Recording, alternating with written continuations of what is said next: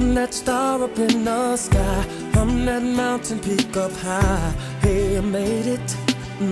I'm the world's greatest. 여러분 안녕하세요. 김철회입니다. 자, 여러분 3부의 문 열었습니다. 자, 3부에서는요. 제가 이제 사회까지 할 겁니다. 자, 과학부터는요. 여러분들 남궁희 쌤이 함께 할 겁니다. 자, 이 사회 아마 지문 읽는데 부분 이해가 안 되는 그런 내용 요소들도 있지 않았을까라는 생각이 들어요. 그리고 문제의 선택지를 판단하는 데 있어서도 특히 이제 26번 같은 문제 같은 경우에는 여러분들한테 이제 아마 어려웠을 겁니다. 예, 그리고요. 자, 우리 27번 같은 문제 뭐 늘 자주 이제 출제되었던 것인데 요 문제 지문이랑 또 그 보기랑 정확하게 잘 대응을 시켜서 이제 문제 답을 골랐어야 되는 문제죠. 자, 어쨌든 우리 먼저 지문 읽기 전에 자, 어떤 문항들이 이제 출제되는지 먼저 살펴보도록 하겠는데요. 25번 윗글을 이해한 내용으로 적절하지 않은 것은 이라고 되어 있습니다. 자, 세부 정보 확인하는 문제네요. 자, 이런 문제는 사실 글을 읽으면서 1단락 읽고 1단락과 관련 있는 선택지를 찾아가지고 판단하고 그다음에 2단락 읽고 2단락과 관련 있는 선택지를 찾아 판단하고 그런 식으로 이제 풀어도 되겠고요. 그다음에 26번 기억에 대한 추론으로 적절한 것은 이라고 되어 있는데 이렇게 밑줄 치고 그 밑줄 친 걸 출제 요소로 삼으면요. 그 밑줄 친 부분만 여러분 먼저 보십시오. 그 밑줄 친 것을 그럼 보면 마지막 단락입니다. P와 E 사이의 분쟁을 해결하는 소송이 어떻게 전개될지 따져보자라고 되어 있습니다. 자, 이 말에서 여러분들이 반드시 주목을 했어야만 하는 어구가 있습니다. 그것은 바로 무엇이냐? P와 E 사이의 분쟁이라는 거죠. 그게 이제 핵심 내용 요소가 되고요. 핵심 출제 요소가 되는 거예요. 그러면 이렇게 핵심 출제 요소를 파악을 했다라고 한다면 여러분들은요, 글을 읽을 때 능동적으로 P와 E 사이의 그런 분쟁에 관한 정보를 찾아서 이해하는 읽기를 하셔야 되는 겁니다. 그래야만 이 26번의 그런 문제 선택지들을요, 좀 더 빠르고 정확하게 잘 판단을 할 수가 있겠죠. 예, 그렇습니다. 자, 그다음에 27번을 보면요. 윗글을 바탕으로 보기의 사례를 검토한 내용으로 이제 적절하지 않은 것은 이라고 이제 묻고 있습니다. 윗글 바탕으로 보기의 사례이기 때문에 윗글과 보기는 반드시 대응할 수밖에 없습니다. 그렇기 때문에 여러분들이 이 보기를 읽을 때 자, 이 지문과 이제 대응을 시켰어야 되죠. 28번은요. 자, 우리 어휘 문제인데요. 이건 이제 읽은 다음에 문제 자, 답을 골라보도록 하겠습니다. 자, 그럼 이제 지문을 보도록 하겠는데요. 자, 1문단입니다. 자, 1문단을 보면 변론수를 가르치는 프로타고라스 P에게 에우아틀로스가 제안하였다라고 되어 있습니다. 자, 여기에 P와 E가 보입니다. 그죠? 두 사람인데요.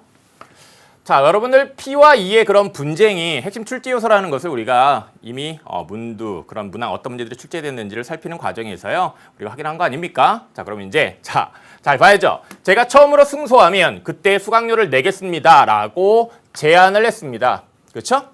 여기 이제 보면 제가 처음으로 승소, 여기서의 제는요, 당연히 이 에우아틀로스겠죠. 그 다음에 이제 승소하면 수강료를 내겠다라고 했는데 자, P가요. 자, 프로타고라스가 받아들였습니다. 그런데 E는 모든 과정을 수강하고 나서도 소송을 할 기미를 보이지 않았답니다. 그러자 P가 E를 상대로 이제 소송을 했을 거예요. P가 E를 상대로 소송을 했다. 바로 이것이 우리가 앞서 파악한 그 핵심 출제 요소 P와 E 사이에 이제 뭐가 되는 겁니까? 분쟁. 그죠? 그렇다면 이제 여기서 이 내용을 이제 우리가 잘 이해를 해줘야 되겠는데 P가 E를 상대로 소송을 하면요. 자, 무엇을 주장을 했을까요? 여러분 생각을 해보세요. 자, 왜 소송했겠습니까? 당연히 자, 수강료를 받아야 되니까 수강료를 내라 라고 소송을 했겠죠. 그래서 이어지는 내용을 보면요. 자, P는 주장하였다. 내가 승소하면, 그쵸? 내가 승소함이라는 건 뭐냐면 이 어떤 소송 냈다고요? 수강료를 내라 라는 소송을 냈잖아요. 그렇다면 당연히 P의 입장에서는요, 자신이 그 소송에서 이기면, 승소하면 판결에 따라 수강료를 받을 수가 있겠죠. 그쵸? 맞죠? 자, 근데요, 내가 지면이라고 되어 있습니다. 근데 내가 지면은 이거는 뭐랑 대응하는 거죠? 여러분들 어떤 말이랑 대응하는 건가요? 내가 지면이라는 건 결국은요, E가 승소하는 거예요. 왜? 여기에 이 내는 누구니까요? P니까. 그럼 P가 지는 것은 곧 누가 이기는 거예요? 여기에 이제는 이제 E니까 E가 이기는 거죠. 그렇다면 E가 이기면 E는요, 수강료를 내야 돼요. 그렇다면 계약에 따라 이제 수강료를 내야 한다라고 P가 말할 수 있겠죠. 그렇죠. 자, 여기서 이제 여러분들 이렇게 앞뒤 내용을 이렇게 관련 지으면서 대응시키면서 이제 이해를 했어야 되는데, 자, 이 부분을 여러분들 이렇게 대응시키를 통해 이해했어야 됩니다. 이거 점검하시고요. 잘했는지. 그다음에 이도 맞섰다. 제가 승소한다라는 것은 뭡니까? 결국은 이거는 뭐랑 대응하는 거예요? P가 소송에서 지는 겁니다. 이거는 P가 소송에서 지는 겁니다. 그렇죠? 그런데 P는요, 소송에서 무엇을 주장을 했겠습니까? 수강료를 내라라는 걸 주장을 했겠죠. 그렇죠? 즉 이는 수강료를 내야만 한다라고 주장을 했겠죠. 근데 이가 승소를 하면 수강료를 내지 않게 되겠죠. 왜냐? 소송에서 P는요, 이는 수강료를 내야 한다라고 이제 주장을 했을 텐데 그게 받아들이지 않은 거잖아요. 그게 받아들이지 않은 게 결국은 이가 이기는 거잖아요. 그렇다면 그에 따라서 당연히 이는요, 수강료를 내지 않아도 되죠. 그리고요, 제가 지더라도라고 되어 있습니다. 제가 진다라는 건 결국은요, 이가 승소를 하지 못한다는 얘기죠. 그러면 계약에 따라라고 얘기하고 있습니다. 그러면 계약에 따라서는 승소를 해야만 수강료를 내는 거예요. 그렇다면 승소를 못하는 거니까 계약에 따라 수강료를 내지 않아도 된다라는 게 나오는 거죠. 그죠? 이렇게 일문단에 있는 내용을 여러분들이 이해를 했어야 됩니다. 이 부분을 여러분들이 이해하는 연습, 앞뒤 내용 서로 이렇게 대응시켜서 해야 됩니다. 그리고 이제 우리 다음 문단을 이제 가도록 하겠는데, 지금까지도 이 사례는 풀기 어려운 논리 난제로 거론된다라고 되어 있습니다. 여기 보면 뭔가 이렇게 좀 해결하기 어려운 그런 문제가 있다는 얘기인데, 법률가들은요, 이를 해결할 수 있는 사안이라고 본다고 하고 있습니다. 우선 이 사례의 계약이 수강료 지급이라는 효과를이라고 되어 있습니다.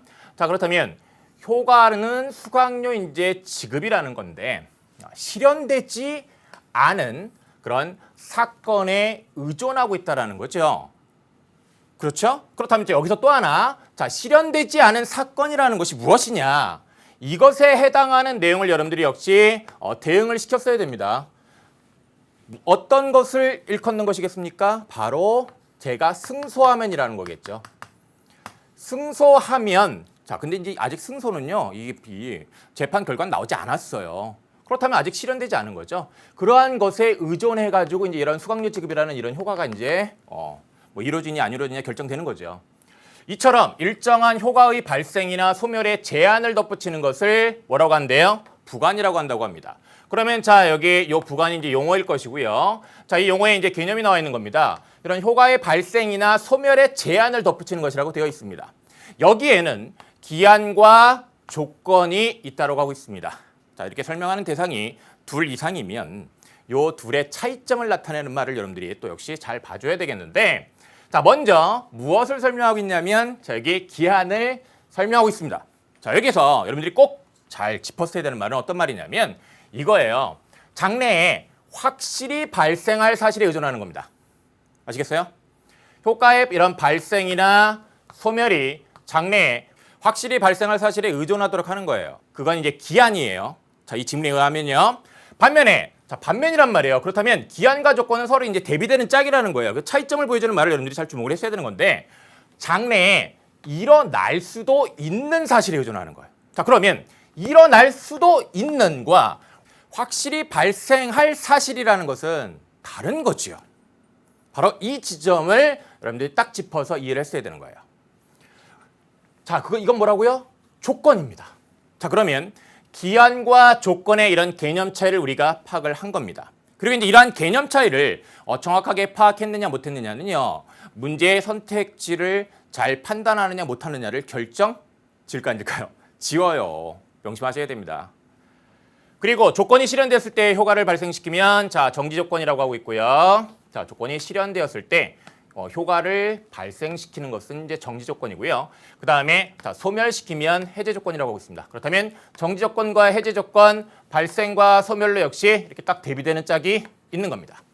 이렇게 대비되는 짝을 이제 중심으로 이제 읽어야 되는데, 여기 이 문단을 읽었을 때 여러분들 25번 문제, 우리 선택지에 대한 이제 판단이 가능했습니다. 그래서 25번처럼 이렇게 세부 정보를 확인하는 문제는요, 읽으면서 이제 여러분들이 이제 답을 고를 수가 있을 텐데, 여기 있는 정보를 토대로 해서요, 우리 1번 선택지를 한번 보면 거기 뭐라고 되어 있냐면, 승소하면 그때 수강료를 내겠다고 할 때 승소는 수강료 지급 의무에 대한 기한이다라고 하고 있습니다.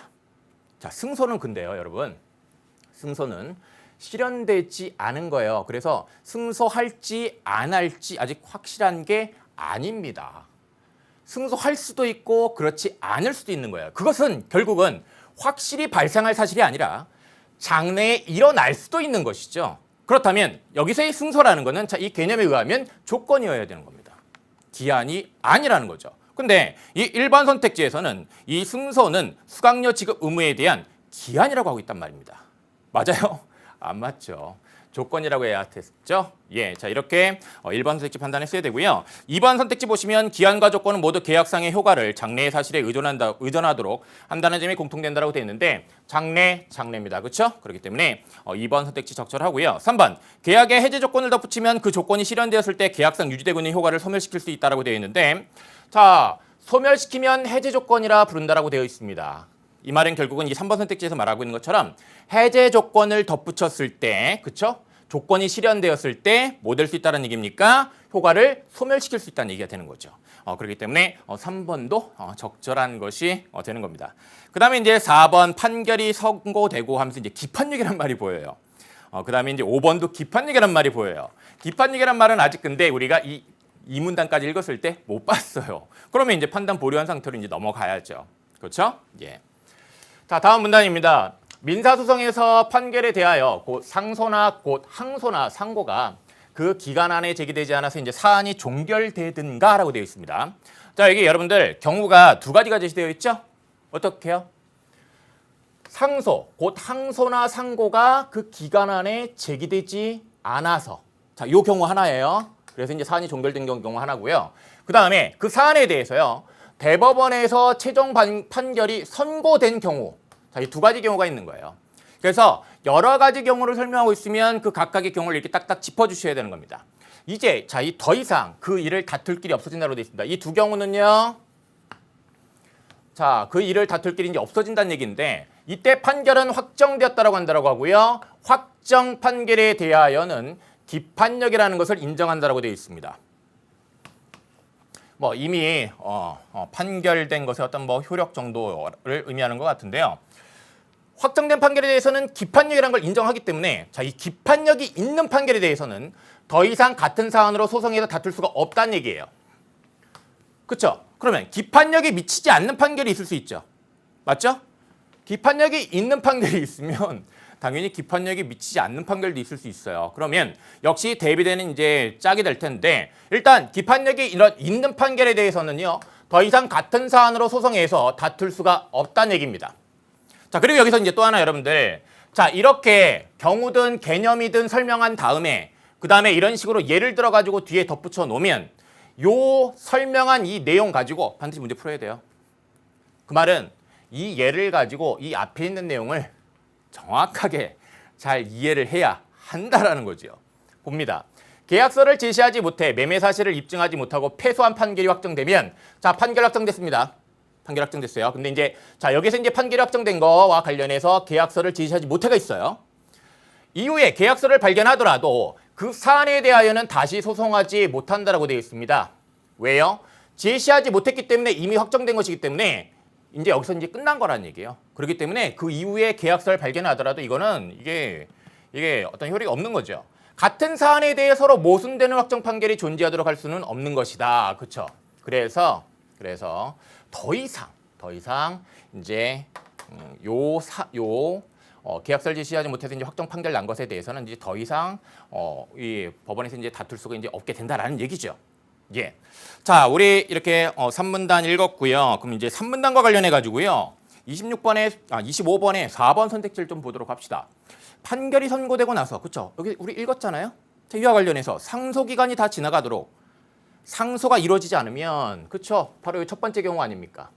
그렇죠? 기간 안에 제기되지 않아서. 자, 그러면 그 판결에는요. 기판력이 생긴다라고 돼 있는데 예. 여기 기판력이라는 걸 인정한다라고 하고 있죠. 이때. 그렇다면 4번 선택지 적절합니다. 맞죠. 그 다음에 5번.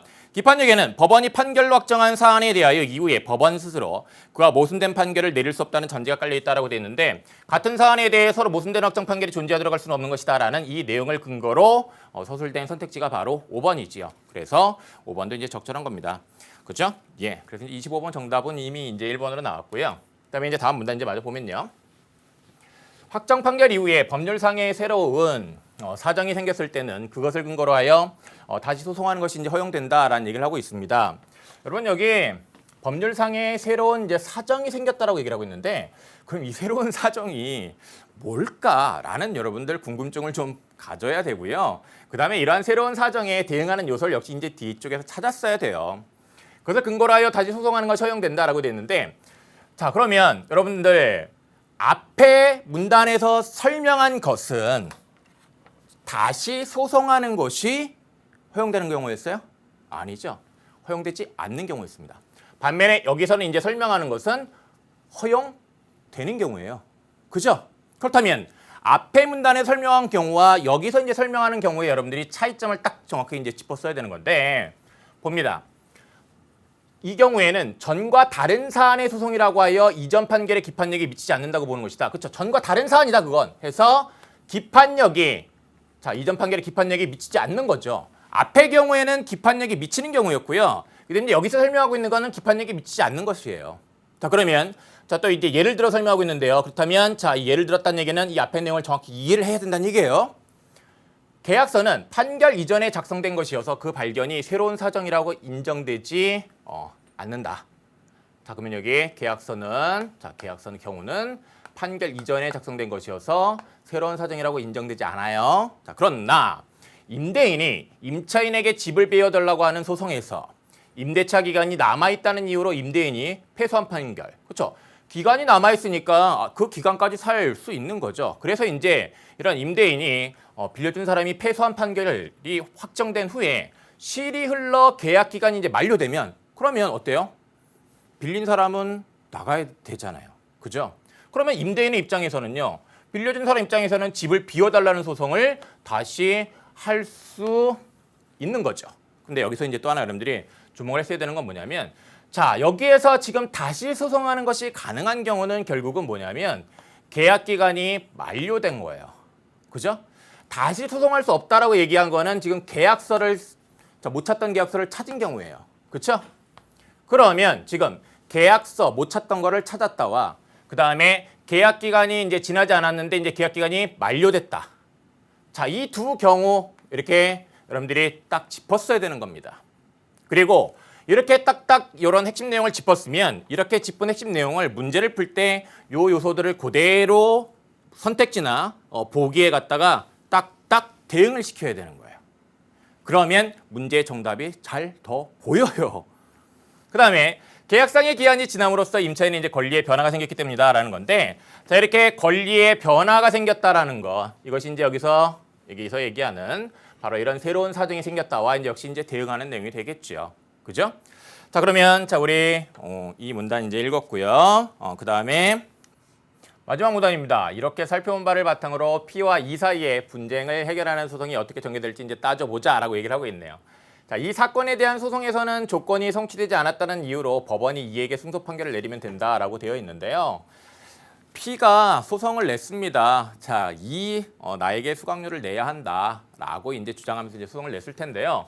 근데 E가 수강료를 이제 낸다라는 거에 조건이 있었습니다. 그 1문단에 따르면 어떤 조건이 있었냐면 제가 승소하면이라는 말이 있었습니다. 그렇죠? 근데 첫 번째 소송에서 이가 이미 승소가 됐어요? 승소했어요? 아니잖아요. 그런 결과는 아직 이루어진 게 아니란 말이에요. 그렇다면 그 조건이 성취가 되지 않았다라는 것이고 이렇게 조건이 성취가 되지 않았으니까 이제 법원이 이에게 이제 승소 판결을 이제 내릴 수가 있는 거지요. 즉 P가 소송한 거에 있어서 E에게 이제 E의 손을 이제 들을 수 있다는 얘기인데 그런데요.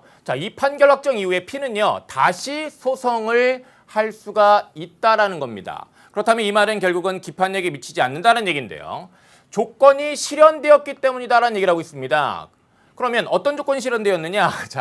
조건에 대응하는 걸 여기서 찾으면 법원이 E에게 승소 판결을 내렸잖아요. 첫 번째 소송에서요. 그렇죠? 그렇다면 E가 승소하면이라는 그런 조건이 이제 실현된 거죠. 그렇기 때문에 이렇게 바로 뭔가 바뀐 게 있기 때문에 이 두 번째 소송에서는 이제 결국 이제 P는 소송을 할 수가 있고 결국 이 두 번째 소송에서 P는요 승소를 하게 돼요. 조건이 성취가 되니까. 그렇다면 이 말은 결국은 E는 수강료를 내야 하는 거죠.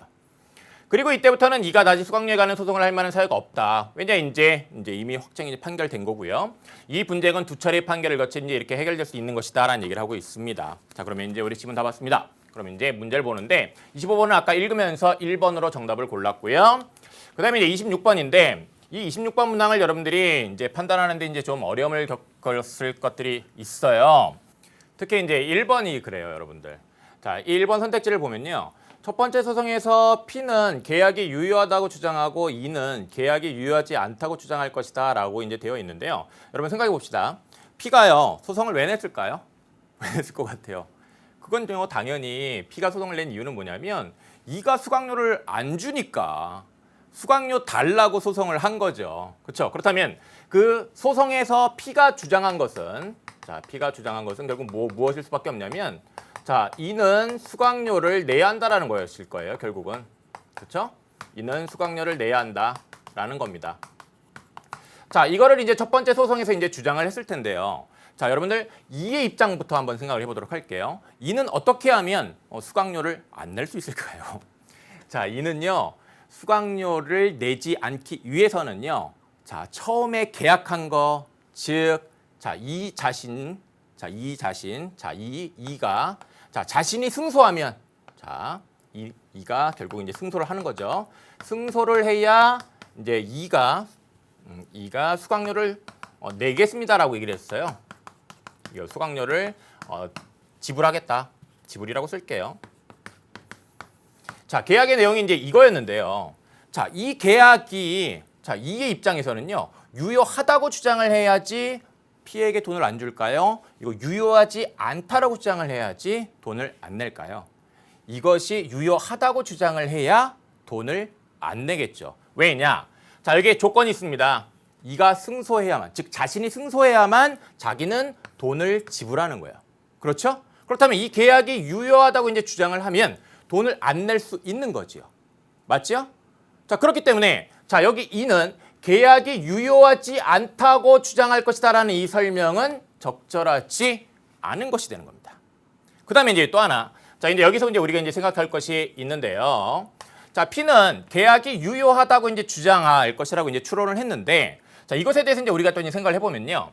자, P는요, 주장했을 것입니다. 이는 수강료를 내야 한다라고 이제 주장을 했을 거예요. 근데 이 계약이 유효하다고 주장을 하면 P는요, 자신이 낸 소송에서 져야만 합니다.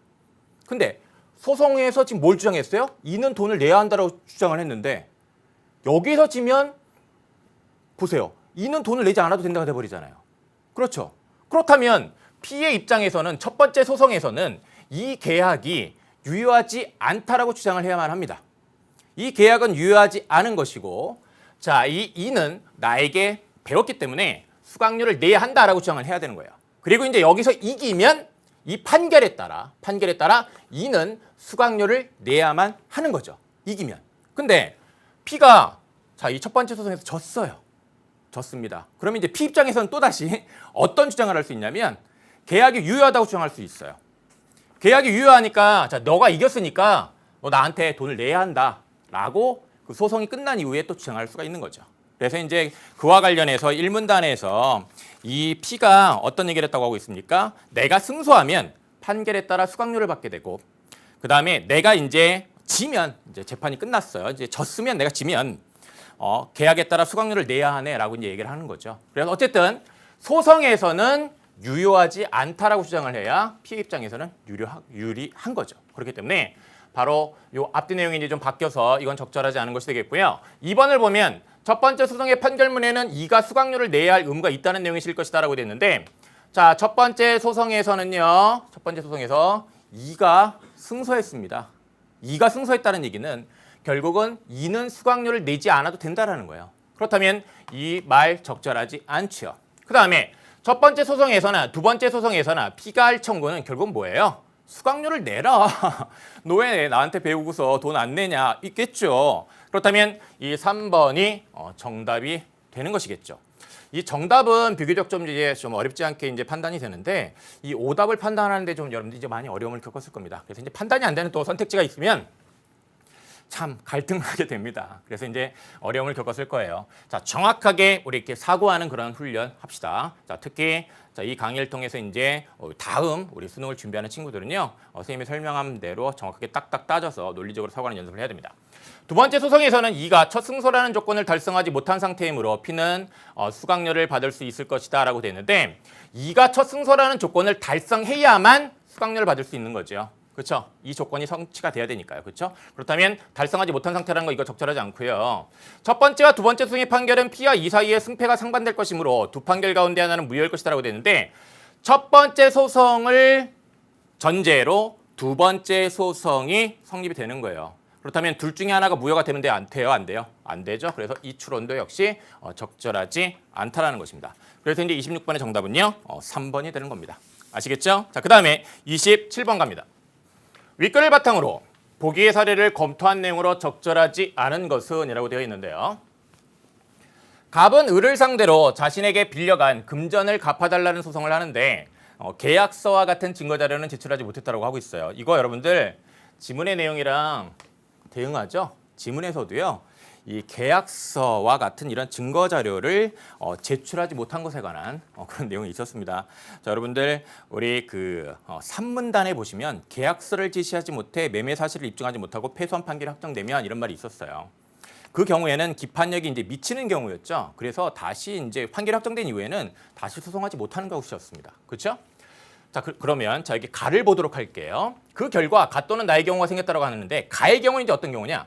갑은 금전을 빌려줬다는 증거를 제시하지 못하여 패소하였다. 이 판결이 확정되었습니다. 그렇다면 증거를 제시하지 못해서 판결이 확정됐기 때문에 나중에 증거를 찾았다 하더라도 다시 소송할 수 있어요? 없어요? 없습니다. 저 지문의 내용이랑 대응시켜서 생각할 수 있죠. 자, 나의 경우는 어떤 경우냐? 법원은 을이 금전을 빌렸다는 사실을 인정하면서도 갚기로 한 날은 2015년 11월 30일이라 인정하여 아직 그날이 되지 않았다는 이유, 그죠? 그날이 되지 않았다는 이유로 갑에게 패소 판결을 내렸습니다.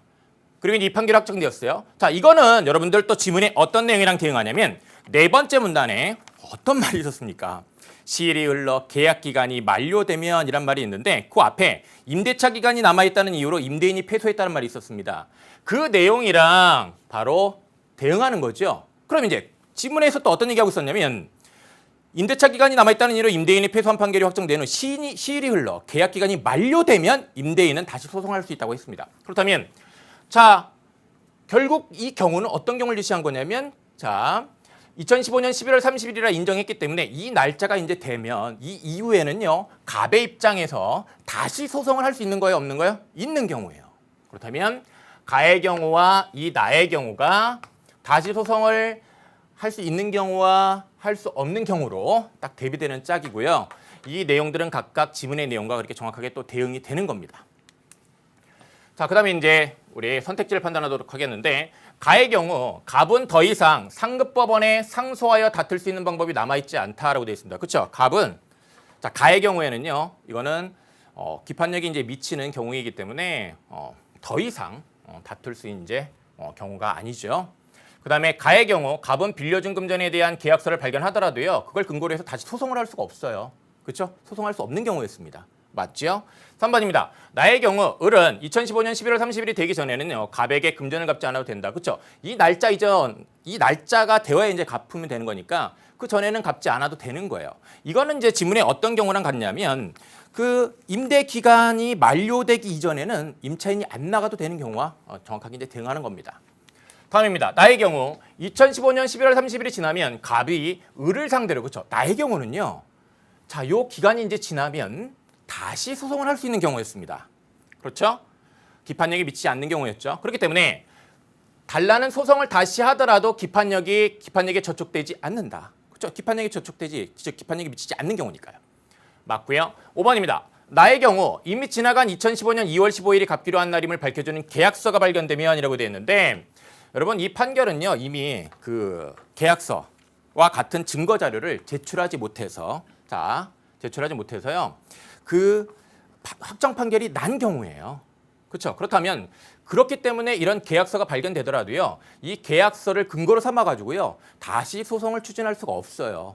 그런데 여기에서는 지금 뭐라고 얘기를 하고 있냐면, 갑은 같은 해 11월 30일이 되기 전에, 자, 여기서 이제 문제가 되는 점이 이겁니다. 그것을 근거로, 이 계약서를 근거로 금전을 갚아달라는 소송을 다시 할 수 있다라고 얘기하고 있는데 이 계약서가 제출되지 않았기 때문에 이미 확정 판결이 난 거기 때문에 계약서를 근거로 다시 소송을 할 수가 없는 겁니다. 근데 여기서 할 수 있다고 하고 있으니까 이거 적절하지 않죠? 그래서 정답 5번이 되는 거죠. 그렇죠? 예, 그다음에 28번 갑니다. 문맥상 A, E와 바꿔쓰기에 가장 적절한 것은 이라고 이제 되어 있습니다. 여러분, 우리 A는요, 무엇이냐면 A는 A는 1문단의 세 번째 줄에 P는 이를 받아들였다라는 건데 제안을 받아들였다라는 것은 제안을 수용한 거죠. 여러분들 수치라는 것은 거두어 모으다라는 의미입니다. 그렇다면 1번 적절하지 않겠죠. 그 다음에 이제 B 부가하다라는 건데요. 자, 거기 덧붙인다라고 되어 있습니다. 이처럼 일정한 효과의 발생이나 소멸의 제한을 덧붙이는 것, 제한을 부가하는 것. 그렇죠? 더 가하는 거니까 덧붙이는 거죠. 그렇기 때문에 이 2번이 이제 적절하겠고요. 그 다음에 C를 보면요. 자, 우리 조건이 실현됐을 때 효과를 발생시키면 정지 조건, 소멸시키면 해제 조건이라고 칭하는 거죠. 그냥 지시하는 거는 가리키는 겁니다. 이건 칭하다는 의미가 아니에요. 그렇기 때문에 적절하지 않겠고요. 그 다음에 이제 D를 보면 D는 자, 우리 자 4문단 첫 번째 줄에 있는데 확정 판결 이후에 법률상의 새로운 사정이 발생하는 거죠. 형성되는 게 아니죠. 형성된다라는 건 어떤 형상을 이루는 거죠. 그 다음에 자, 이 경유하여라고 되어 있는데요. 자, 우리 맨 마지막 줄에 있습니다. 이 분쟁은 두 차례의 판결을 거쳐 해결될 수 있는 것이다라고 되어 있는데 경유라는 것은 어떤 곳을 거쳐 지나는 거예요. 이런 두 차례의 판결을 이제 통해서 이제 해결될 수가 있는 거죠. 경유 다릅니다, 의미가. 그래서 이제 28번의 정답은요. 여러분들 2번이 되는 거지요. 자, 여러분들 저는 여기까지입니다. 자, 이후에는요. 우리 남궁민 선생님이 이제 이어서 쭉 하실 겁니다. 자, 우리 다음 수능 준비하는 친구들 특히요. 여러분들 마음가짐 다부지게 먹고요. 정말 열심히 해서요. 우리 꼭 좋은 결과 내길 또 바랍니다. 자, 우리 여러분들 고생하셨고요. 또 다음에 또 기회 있으면 또 만나도록 하죠. 여러분 안녕. 네, 저는 김철원 선생님으로부터 바통을 이어받았습니다. 남궁민입니다. 자, 그런데 바통 이어받았는데 그게 불바통이네요. 그렇죠? 너무나 어려웠던 과학 지문 그리고 과학 문제 이 세트를 선생님이 지금 담당하게 됐습니다. 자, 여러분 지문도 어려웠고요. 그리고 문제 두 문제 다 어려웠습니다. 특히 30번 문제 같은 경우는요. 정말 어려운 문제였습니다. 아마 이번 수능에서 뭐 제일 어렵다고 느낀 학생들도 많았을 그런 문제입니다. 실전에서 이런 지문을 시간에 쫓기지 않고 정말 원활하게 해결할 수 있다면 그 사람은 정말 실력자예요. 그러니까 여러분 나만 어려웠던 그런 문제, 그런 세트 아니라는 거 안심하고요. 그 대신 정확하게 한번 이해해보자는 그런 욕심 갖고 한번 지문 정확하게 읽어내고 또 문제 확실하게 한번 풀어보도록 하겠습니다. 갑니다. 자, 지문인데요. 어떤 물체가 물이나 공기와 같은 유체 속에서 자유낙하할 때 그렇습니다. 유체라는 건 이렇게 액체라든지 기체 같은 걸 유체라고 하는 거죠. 자, 그럴 때 유체 속에서 자유낙하할 때를 얘기하는 겁니다. 그럴 때 세 가지 힘이 돼요. 중력이 있고요, 부력이 있고요, 항력이 있습니다. 중력은 아래쪽으로 향하는 힘이니까 이렇게 표시를 해보고요. 부력은 위로 올라가는 힘이니까 이렇게 표시해 봅시다. 항력 이렇게 세 가지 힘이 작용한답니다. 물체가 유체 속에서 즉 기체나 액체 속에서 자유낙하할 때예요. 우리 잘 아는 상황이죠. 그럴 때 중력은 말이에요. 물체의 질량의 중력 가속도를 곱한 값입니다. 뭐 이 정도는 기초적으로 알죠. 중력은 질량 곱하기 중력 가속도. 그런 값인데 물체가 낙하하는 동안 일정하다 이랬습니다. 과학 지문 읽을 때 이런 거 알죠? 뭐 일정하다, 뭐가 늘어나면 같이 늘어난다, 아니면 줄어든다 이런 상관관계라든지 이런 걸 잘 체크를 해야 됩니다. 왜냐하면 그게 결국에 문제를 풀어내는 중요한 정보가 되기 때문이에요. 맞죠? 자, 중력이라는 건 이렇게 질량하고 중력 가속도를 곱한 값인데 낙하하는 동안 일정하다고요. 뭐가 변화가 없다는 겁니다. 뭐 특정한 어떤 상황이 없는 한. 자, 부력은요. 그러면 부력은 떠오르는 힘이잖아요. 말 자체가. 부력은 어떤 물체에 의해서 배제된 부피만큼의 유체 무게에 해당하는 힘. 굉장히 어려운 말입니다만 생각하세요. 자, 떠오르는 힘이라는 건요. 예를 들어 풍선이 있다 칩시다. 풍선이 가지고 있는 부력이라는 건 그 풍선의 부피만큼 원래 공기가 있었어야 될 자리겠죠. 그런데 그렇게 그 물체, 풍선에 의해서 배제된 공기 부피만큼, 그 부피만큼의 공기의 무게에 해당하는 힘이라는 거예요. 그렇구나. 됐죠? 이해됐습니다. 결국 다시 한번 부력은요. 어떤 물체에 의해서 배제된 부피만큼의 유체의 무게에 해당하는 힘. 됐죠? 개념 정의가 나오면 잘 받아야 됩니다. 항상 중력의 반대 방향으로 작용한대요. 그렇죠. 중력은 항상 아래 방향으로, 그리고 부력은 항상 위의 방향으로. 그러니까 항상 반대 방향으로 작용합니다. 자, 빗방울에 작용하는 부력의 크기는 빗방울의 부피에 해당하는 공기의 무게이다 그랬습니다. 자, 앞에 거를 실제 사례, 빗방울의 사례에다 든 거에 불과해요. 생각해 보세요. 빗방울에 작용하는 부력이라는 게 뭐냐면 빗방울의 부피에 해당하는 공기의 무게. 왜? 요 개념을 그대로 갖다 이용하니까. 그쵸? 빗방울이 차지한 원래는 공기가 있어야 할 그 자리, 그 부피만큼의, 자, 빗방울이 이렇게 있을 때 요 부피만큼 공기가 차지했다면 그 공기는 무게가 얼마겠느냐? 이게 부력. 이 빗방울이 받는 부력이라는 것이죠. 그런데 생각해 보세요. 공기의 밀도라는 게 물의 밀도의 1000분의 1 수준이므로 그랬습니다. 수준이므로. 이유라는 거예요. 이런 이유 때문에 빗방울이 공기 중에서 떨어질 때 부력이 빗방울의 낙하 운동에 영향을 주는 정도는 미미하다. 무슨 얘기냐면 얘는 지금 중력에 의해서 아래로 떨어지고 있잖아요. 그런데 그 반대 방향으로 작용할 부력. 그러면 만약에 이 힘이 뭐 평형을 이룬다든지 이게 더 크다든지 뭐 이런 상황을 생각해 보십시오. 중력에 의해서 빗방울이 떨어지는 어떤 운동이 자유낙하 운동 자체가 굉장히 방해를 받을 거 아닙니까? 그런데 그 방해받는 게 영향을 주는 정도가 굉장히 미미하대요. 왜 그러냐 하면 빗방울은 지금 물로 구성되어 있고요. 부력, 이 빗방울이 받는 부력이라는 건 뭐라고요? 개념 정의에 의하면 요 빗방울의 부피만큼 공기가 가지고 있는 무게. 그런데 그게 그 밀도가 공기의 밀도가 물의 밀도에 빗방울을 구성하고 있는 물의 밀도의 1000분의 1에 불과하답니다. 그 얘기는요. 밀도라는 게 뭔데요, 여러분? 밀도는요. 부피분의 질량 아니에요? 그렇죠? 그러니까 무슨 얘기냐면 단위 부피당 질량. 뭐 질량하고 무게는 물리적으로 완전히 똑같은 개념은 아닙니다만 자, 단위 부피당 얼마나 무거우냐. 그게 밀도라는 얘기입니다. 그럼 공기의 밀도가 물의 밀도의 1000분의 1 정도밖에 안 되니까 다른 말로 쉽게 표현해 볼게요. 요 자리에 요 부피만큼 물이 있었을 때가 공기가 있었을 때보다 1000배 무겁다는 말이나 마찬가지야. 그렇죠? 그러니까 결국 부력이라는 건 굉장히 미미한 수준이라는 거죠. 영향을 주지도 못할 만큼. 됐습니까? 그러나 자, 그랬어요. 빗방울의 경우는 그러나 스티로폼 입자와 같이 밀도가 매우 작은 물체가 낙하할 경우에는 부력이 물체의 낙하 속도에 큰 영향을 미친다. 왜 그러냐 하면 생각해 보세요. 스티로폼 입자 같은 경우에는요. 빗방울하고 달리 요 입자의 밀도의 차이가 그러니까 이 스티로폼 입자의 밀도. 그죠? 그 밀도는 즉 단위 부피당 질량이라는 게 그 자리를 대신 차지했었어야 할 공기에 비해서 그렇게 1000배만큼 물하고 차이 나는 만큼 어마어마하게 차이가 안 난다는 얘기지. 이해됐어요? 그러니까 그렇게 차이가 덜 하니까 스티로폼 입자의 경우에는 부력에 의해서 이쪽으로 작용하는 부력에 의해서 자유낙하 중력이 작용하는 자유낙하의 어떤 그 운동이 영향을 좀 더 빗방울에 비해서 상대적으로 더 받는다는 얘기입니다. 이해됐나요? 자, 뭐 이 개념들을 이해했다면 내용들을 이해했다면 세 가지 힘에 관해서 이야기할 때 중력과 부력에 관한 얘기만 지금 진행이 됐습니다. 그 다음 갑니다. 물체가 유체 내에 정지해 있을 때와는 달리 유체 속에서 운동하는 경우에는 물체의 운동에 저항하는 힘인 항력이 발생한다면서. 자, 항력이라는 개념이 이제 설명이 처음 나왔어요.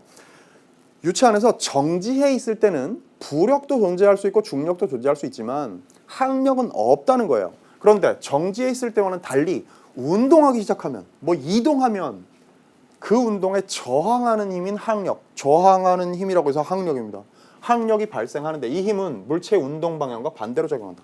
아까 얘기했어요. 예를 들어 빗방울이 떨어진다. 그러면 자, 중력에 의해서 아래로 자유낙하 운동을 합니다. 그럴 때 항력은 어떤 방향으로 작용한다? 이 방향으로. 됐어요? 그러니까 반대 방향으로. 또 만약에 뭐 어떤 유체 안에서 뭐 어떤 물체가 뭐 이리로 이동을 한다 칩시다. 이게 이동 방향으로 치자고요. 그럴 경우에 항력은 어느 방향으로 작용한다? 반대 방향으로. 이해됐죠? 그 개념입니다. 그러면 물체의 운동 방향과 반대로 작용하는 게 항력이고요. 항력은 유체 속에서 운동하는 물체의 속도가 커질수록 이에 상응하여 커진다 그랬습니다. 속도가 커질수록 상응하여 커진대요. 이런 상관관계 잘 봐야죠. 뭐 항력이라는 것은 뭐하고 자, 속도하고 비례관계에 있다는 거죠. 속도가 커지면 항력도 커진다는 겁니다. 그러니까 더 빨리 이동하는 물체의 경우에는 작용하는 항력이 더 커진다. 기본적으로. 자, 항력은 더 복잡해지네요. 마찰 항력이 있고요. 압력 항력이 있습니다. 두 가지 종류가 있어요. 이 둘의 합이랍니다. 그러니까 어떤 물체의 항력, 운동하는 어떤 물체, 운동하지 않으면 항력이 없으니까 운동하는 어떤 물체에 작용하는 항력이라는 건 두 가지 종류의 합이다. 마찰 항력과 압력 항력. 됐죠? 자, 마찰 항력이라는 게 뭐냐 하면 유체의 점성 때문에 물체의 표면에 가해지는 항력이에요. 그러니까 점성이라는 거 뭐야? 끈적끈적한 정도? 진득진득한 정도? 자, 유체의 점성 때문에 물체 표면에 가해지는 항력이니까 점성이 크거나 표면적이 크면 당연히 커지는 거죠. 이해됐어요? 자, 더 찐득찐득한 유체 안에, 그쵸? 쉽게 좀 우리 좀 약간 비과학적인 무식한 말로 풀자면 더 찐득찐득한 유체 안에서 운동할수록 마찰 항력이 커진다는 거지. 그죠? 그리고 그럴 때 이 움직이는 물체의 표면적이 더 클수록 작용하는 말하자면 작용을 그 마찰 항력이 작용되는 작용받는 대상이 되는 면적이 더 넓어질수록 마찰 항력도 커진다는 거예요. 당연한 원리라는 거죠. 때로는 상상하면서 이해를 해야 되는 개념을. 그죠? 됐어요. 그러면 두 번째, 압력 항력이라는 건 뭐냐면 물체가 이동할 때 물체의 전후방에 생기는 압력 차에 의해 생기는 항력입니다. 자, 이동한다면 이 앞과 뒤에 압력 차이 때문에 생기는 항력이 있어. 압력 항력. 그런데 그것은 뭐냐면 물체의 운동 방향에서 바라본 물체의 단면적. 자, 물체의 단면적이 클수록 커진다. 자, 유체의 점성이나 혹은 표면적이 클수록 커지는 것은 마찰 항력이에요. 그렇죠? 유체 안에서 받는 마찰 때문에 생기는 저항력. 그런데 압력 항력은 뭐? 운동할 때 운동하는 방향에서 바라본 이 물체의 단면적. 이해됐습니까? 그것이 클수록 커진다는 겁니다. 뒤에 얘기가 나옵니다만 예를 들어 미리 살짝 얘기하자면 여러분 왜 무슨 스카이다이빙 얘기 나오죠? 스카이다이빙 할 때 자, 사람이 떨어지면서 말이야, 다이버가 이렇게 떨어질 때하고 이렇게 떨어질 때하고 속도가 어떤 게 더 빠르겠어요? 이게 더 빠를 겁니다. 그죠? 그래서 속도를 높여야 될 때는 이렇게 쿡 이러고 내려오고요. 그죠? 머리부터. 그다음에 좀 늦춰야 될 때는 일부러 눕는 거 아니에요, 말하자면. 그렇죠? 왜 그렇겠습니까? 이동하는 방향에서 바라본 단면적이 어떤 게 더 큰 거예요? 이거보다 이게 더 큰 거 아니에요? 그죠? 누워 있을 때가. 그러니까 이렇게 된다는 얘기는 뭐가 더 커지기 때문에 어떤 항력? 압력 항력이 더 커지기 때문에. 자, 이 상황에서 생각해 보십시오. 마찰 항력은요. 이렇게 있든 이렇게 있든 똑같을 거예요. 왜? 기본적으로 이제 뭐 어떤 조건이 변화하는 것을 상정하지 않는다면, 그걸 무시한다면 유체의 점성이라는 건 동일하겠죠. 계속 떨어지면서. 그리고 또 표면적이라는 것도, 물체의 표면적이라는 것도 어떤 자세를 취하고 있든 표면적은 같을 수 있으니까. 맞아요? 그러니까 이렇게 있거나 이렇게 있거나 똑같을 수 있다는 거예요. 표면적은. 그게 변화가 없다면 마찰 항력은 동일한데 압력 항력은 이렇게 했을 때 더 커진다. 그러면 항력이 더 커지니까 운동 반대 방향으로 작용하는 힘이 커진다는 얘기고, 그러면 속도가 좀 감속될 거 아닙니까? 그죠? 이해됐어요? 무슨 얘기인지? 자, 그런 개념으로 다음 달로 갑니다. 안개비의 빗방울이나 미세먼지와 같이 작은 물체가 낙하하는 경우에는 물체의 전후방에 생기는 압력차가 매우 작아 마찰 항력이 전체 항력의 대부분을 차지한다. 무슨 얘기냐면, 자, 무슨 운동하는 방향에서 바라본 단면적이라는 게 의미 없을 정도, 안개비의 빗방울, 미세먼지 같은 건요, 그런 단면적이 의미가 없다고. 그러니까 압력 항력을 생각할 필요조차 없다는 거예요. 됐죠? 이해됐죠? 그렇다면 마찰 항력이라는 게 전체 항력의 대부분을 차지해. 왜? 항력이라는 건 마찰 항력과 압력 항력의 합이니까. 압력 항력이라는 게 거의 의미가 없다는 얘기는 대부분 마찰 항력이라는 얘기죠. 이해됐습니까? 그런데 빗방울의 크기가 커지면 전체 항력 중 압력 항력이 차지하는 비율이 점점 커진다. 왜? 이 얘기는 운동하는 방향에서 바라보는 단면적이 좀 더 유의미하게 커지는 거야. 빗방울이 커질수록. 맞죠? 이해됐죠? 자, 그래서 그렇게 점점 커진다 했어요. 반면 스카이다이버 같이 큰 물체가 빠른 속도로 떨어질 때는, 이때 반면이라는 이 스카이다이버는요, 이런 거하고 반대되는 애들이야. 얘는 너무 작은 애들이었어. 그리고 속도도 이 스카이다이버 떨어지는 거에 비하면 훨씬 느리겠지.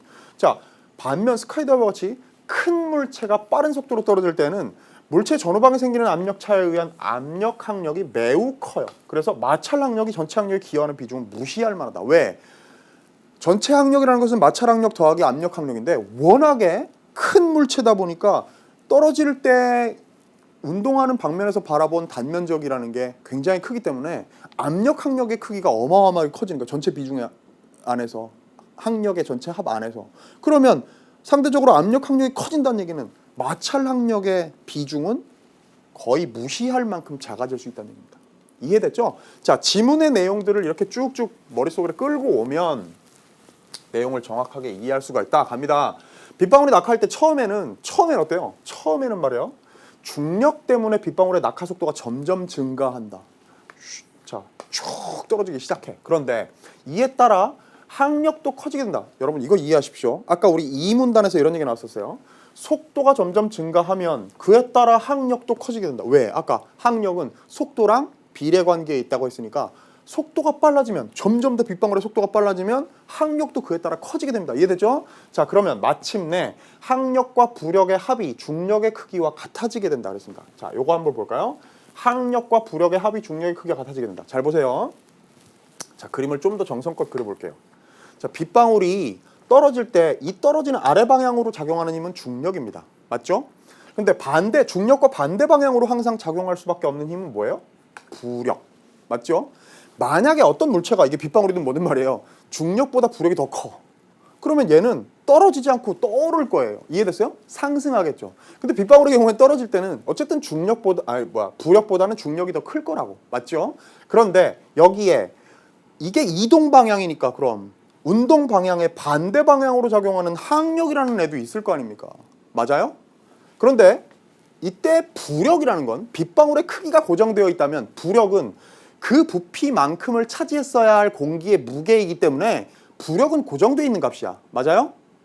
이게 부력, 이거는 중력. 중력은 아까 처음에 1문단에서 그랬죠. 중력은 낙하하는 동안 변화하지 않고 일정하다 그랬어. 그러면 얘하고 얘가 고정값입니다. 얘는 항력은 계속 증가하겠죠. 왜? 속도가 증가하니까 항력도 따라서 증가한다고요.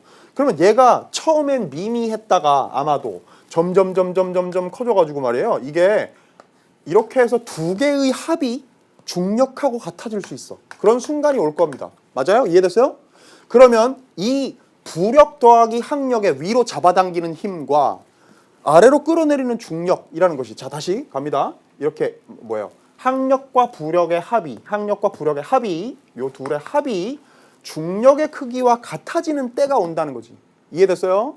그렇게 되면 이때 물체의 가속도가 0이 되므로, 착각하지 마십시오. 속도가 0이 되는 게 아니고요. 가속도가 0이 되는 거예요. 더 이상 더 빨라지지는 않는다는 얘기입니다. 이해됐죠?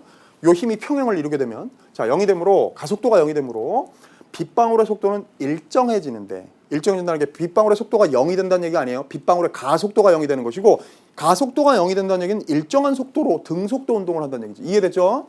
자, 일정해지는데 이렇게 일정해진 속도를 뭐라고? 종단 속도라고 한다. 힘들다. 그죠? 그러면 점차 빨라지다가, 쉽게 얘기하면 점차 빨라지다가 어느 순간 종단 속도에 딱 이르게 되면 그 이후로 그만큼보다 더 빨라지지는 않는 거야. 말하자면 빗방울의 자유낙하 운동에서는 종단 속도가 최고 속도겠지. 이거보다 더 빨라질 수는 없으니까. 이해됐어요? 자, 그게 종단 속도. 유체 속에서 상승하거나 지면과 수평으로 이동하는 물체의 경우에도, 자, 여기까지는 자유낙하 얘기로 여태까지 쫙 끌고 왔습니다.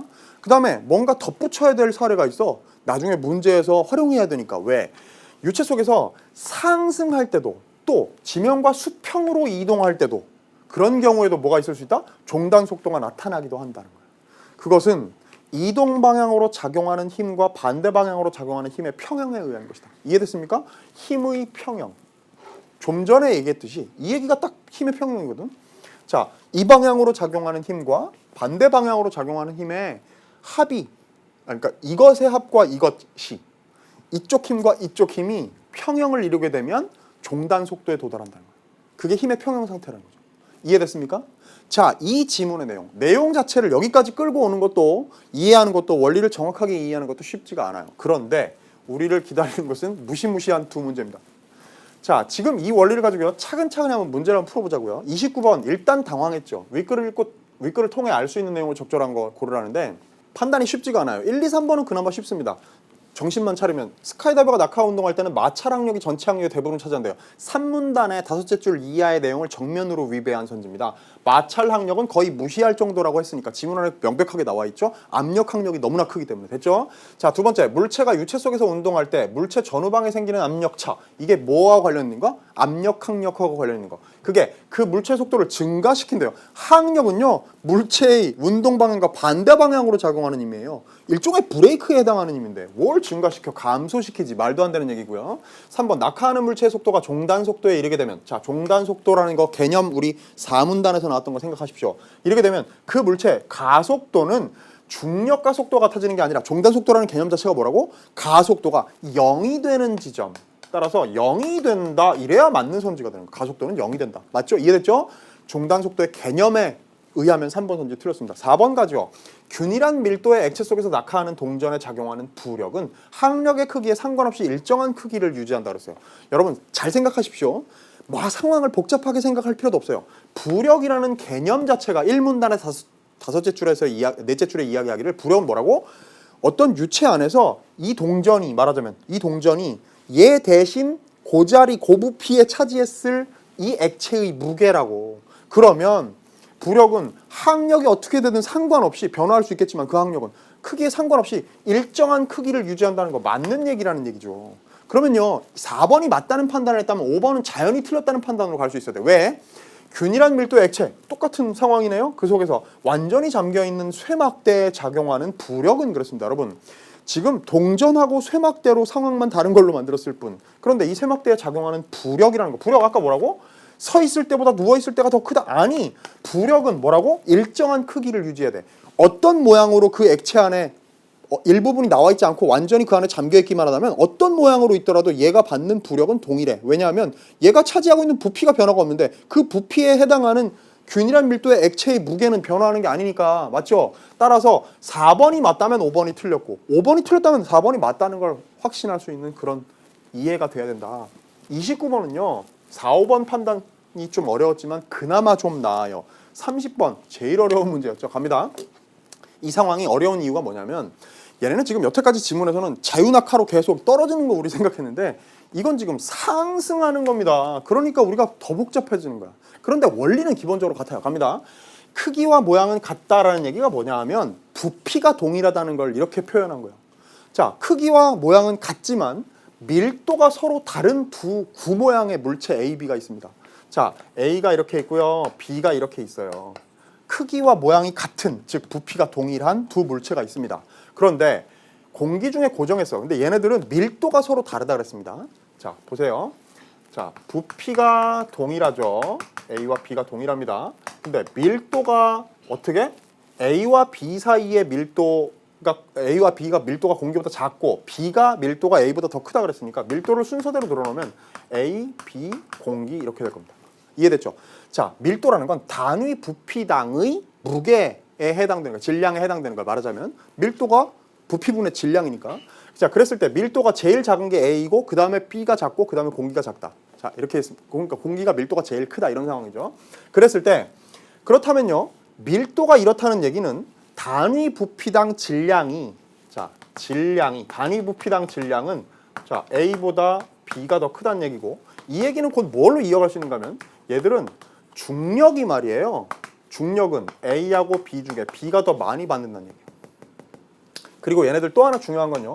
부피가 동일하다는 얘기는 부력은 어떻다는 겁니까? A와 B가 동일하다는 얘기죠. 왜? 부력이란 뭐니까? 이 유체 안에서 얘네들 부피만큼 공기의 무게니까 부피가 동일하다면 둘의 부력도 동일해야죠. 자, 얘네들은 굉장히 큰 부력을 받고 있나 봐요. 근데 이 둘의 크기는 동일합니다. 부력이요. 이 부력이 아래로 떨어지고자 하는 중력보다 더 크니까 더 길게 그리면 안 되고요. 이렇게 합시다. 아주 작게 그리고요. 얘는 조금만 더 길게. 자, 이게 뭐예요? 중력입니다. 됐어요? 얘들은 지금 중력 아래로 끌어당기는 힘보다 떠오르고자 하는 부력이 더 크기 때문에 어떻게 했어요? 상승합니다. 놔줬더니 상승한다고요. 떠오르는 애들이죠. 만약에 중력이 부력보다 더 크다면 낙하를 해야 될 텐데 얘들은 떠오르고 있거든요. 그런데 모두 속도가 증가하며 상승하다가 각각 어느 정도 시간이 지난 후 각각 다른 일정한 속도를 유지한대요. 이 일정한 속도가 뭡니까? 종단 속도. 맞죠? 그러면서 유지한 채 계속 상승합니다. 아까 종단 속도를 유지하면서 계속 하강하는 것처럼 낙하하는 것처럼 똑같은 상황이라고. 반대입니다. 상황만 힘의 방향만 반대인 거예요. 왜? 부력은 윗방향으로 해당하고 작용하고 중력은 아랫방향으로 작용한다는 건 어느 상황에서나 똑같지만 중요한 건 문제는 뭐냐면 얘들은 지금 중력보다 부력이 더 크기 때문에 그리고 둘의 부력은 동일하기 때문에 이 추진력은요. 이 방향이 운동 방향이란 말이야. 상승하는 운동을 하고 있어. 그러면 항력은 어떤 방향으로 작용해요? 이 아랫방향으로 작용한다. 이게 항력이에요. 맞죠? 그러면 아까랑 다르게 이 상승하는 물체의 경우에는요. 만약에 종단 속도에 도달했다라는 얘기는 뭐냐면 이 방향의 힘, 부력과 이 방향의 힘, 중력 더하기 항력이라는 게 같은 값이어야 돼. 그게 평행을 이룰 때 힘의 평형 상태가 이루어지고 종단 속도의 상태가 된다는 거예요. 이해됐죠? 자, 이 상태에서 됐어요? 이런 서로 다른 상태가 된 겁니다. 근데 얘네들이 둥둥 계속해서 상승을 계속할 수 있는 추진력이라는 건 뭐겠습니까? 생각해 보세요. 여기에 부력에서 중력을 제외한 힘 크기일 겁니다. 됐죠? 자, 선지 판단 갈게요. 1번. A와 B가 고정되어 있을 때는 A에 작용하는 항력이 B에 작용하는 항력보다 더 큰지 작은지 생각하지 마세요. 왜? 항력이라는 건 아까 지문에서 뭐라 그랬어? 이문단이었나요? 멈춰 있을 때는 항력은 발생하지를 않아. 움직여야 발생하는 게 항력이에요. 따라서 이건 작고 크고 아예 그냥 둘 다 0값이에요. 이해됐죠? 그 다음 갑니다. A와 B가 각각 일정한 속도를 유지할 때 이 얘기는 꼭 뭡니까? 힘의 평형 상태에 각각 도달했다는 얘기입니다. 종단 속도가 둘 다 동일하다는 얘기는 아니고요. 아마도 종단 속도는 얘가 더 클 거예요. 왜냐하면 동일한 부력으로부터 중력을 뺀 크기를 생각할 때 이 추진력에 해당되는 속력과 관련 있을 상승 끌어올리는 힘이 이쪽이 더 A 쪽이 더 클 거기 때문에 왜? 부력은 동일해도 중력이 이쪽이 더 약하니까 작으니까. 왜? 밀도가 이쪽이 더 작아서.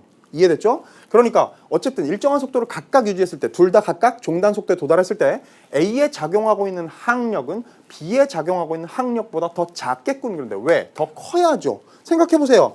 일정한 속도를 유지했다는 것은요. 양방향의 힘이 평형이라는 상태야. 이해됐죠? 그런데 부력은 동일하고 중력은 이쪽이 더 크면 어떤 쪽의 항력이 더 커야 힘의 평형이 이루어져? A 쪽이 더 커야죠. 이해됐어요? 눈으로 보이죠? 3번 갑니다. A에 작용하는 부력과 중력의 크기 차이는 자, 부력과 중력의 크기 차이라는 게 얘를 지금 위로 끌어올리고 있는 힘입니다. 그 크기 차이는 A의 속도가 증가하고 있을 때보다 A가 고정돼 있을 때 더 크겠군. 아니? 자, 부력도 중력도 A에 작용하는 부력도 중력도 둘 다 고정값이죠. 아까 자유낙하할 때 중력은 낙하하는 동안 변화함이 없었어. 얘도 상승해도 똑같아. 그리고 부력도 부피가 변화하지 않는 한 조건으로 줬으니까 부피가 변화하지 않는 한 부력도 동일해. 그럼 고정값인데 속도가 증가하고 있을 때가 뭐든 고정하고 있을 때가 뭐든 상관없이 그냥 일정한 값들의 빼기야. 그러면 고정값이죠. 일정하죠. 이해됐습니까? 자, 4번 갑니다. A와 B 모두 일정한 속도에 도달하기 전에 속도가 증가하는 것으로 보아. 그렇습니다. 즉 종단 속도에 도달하기 전까지는 계속 가속도가 붙는 거란 얘기죠. 쉽게 얘기하면. 그런 걸로 보아. A와 B에 작용하는 항력이 점점 감소하기 때문에 일정한 속도에 증가. 아니, 가속도가 점점 작아져서 0이 되는 값이 돼야 되는데 나중에 종단 속도가 되는 건 점점 감소하는 게 아니라 항력이 점점 증가해야죠. 따라서 4번도 틀렸다는 얘기예요. 5번 갑니다. 이게 진짜 어려워요. 무슨 말인지도 모르겠습니다. 갑니다. 읽어보면요. 결국에 비교 대상은 요때의 항력과 요때의 항력입니다. 이 둘을 비교하는 거예요. 그럴 때 어떤 게 더 크냐를 판단하면 되는데요. 자, 요 앞에 항력은요. 공기보다 밀도가 더 큰 기체 내에서 B가 상승하여 일정한 속도를 유지할 때. 즉 뭐예요? 상승해서 종단 속도에 도달할 때. 그 다음에 이건요. 공기 중에서 상승해서 종단 속도에 도달할 때. 이런 상태입니다. 즉 힘의 평형 상태에 도달하기까지의 과정을 생각합니다. 자, 이렇게 한번 해볼까요? 우리 동일한 물체 B예요. 맞죠? 그러면 얘들의 중력은 동일하다고. 맞죠? 얘든 이 상황이 지금 밀도가 공기보다 더 큰 기체, 예를 들어 콩기라고 합시다. 콩기에서의 상승 운동이고 이건 공기에서의 상승 운동인데 이럴 때 밀도가 이쪽이 더 크다는 거예요. 콩기 쪽이. 이해됐죠? 중력은 동일한 물체니까 동일한 크기일 테고 항력은 아직 생각하지 말고요. 그럴 때 부력이 어떠냔 말입니다. 부력이 어떻다고? 자, 요 B의 부피만큼을 차지한 공기와 콩기의 무게가 어느 쪽이 더 크죠? 이쪽이 크죠. 왜? 밀도가 그러니까. 밀도가 이쪽이 크니까. 단위 부피당 질량이 큰 쪽은 이쪽 콩기 속이라고. 그러니까 B의 부피만큼의 콩기의 무게가 공기의 무게보다 더 커. 따라서 부력이 이쪽이 더 크다는 거예요. 이쪽 부력은 좀 더 작고 콩기가 부력이 더 크다는 얘기는 그러면 자, 이 위로 올라가려는 부력과 아래로 잡아당기려는 중력은 둘 사이에 동일하고 그러면 이 양방향의 힘의 평형을 이루어야 돼. 맞죠? 그러려면 이쪽 항력이 상대적으로 이쪽 항력보다 더 커야 되겠지. 왜? 동일한 중력하고 같은 편이 돼가지고 얘하고 맞서야 되는데 이쪽이 더 커. 콩기 쪽이. 그러니까 이게 항력은 A가 아니라 이쪽 콩기 쪽에서의 B에 작용하는 항력이 더 커야 된다는 거예요. 맞죠? 따라서 정답이 5번입니다. 자, 되게 어려운 문제였어요. 맞죠? 자, 여러분 이거 풀었다면 진짜 진정한 실력자. 굉장히 어려웠어요. 여러분만 어려운 거 아닙니다. 낙담하지 말고요. 이해됐으면 됐습니다. 자, 나머지 4부에서 문학을 이어가도록 하겠습니다. 고생했습니다, 여러분. 다음 시간에 만나죠. 안녕. I'm that star up in the sky. I'm that mountain peak up high. Hey, I made it. Great.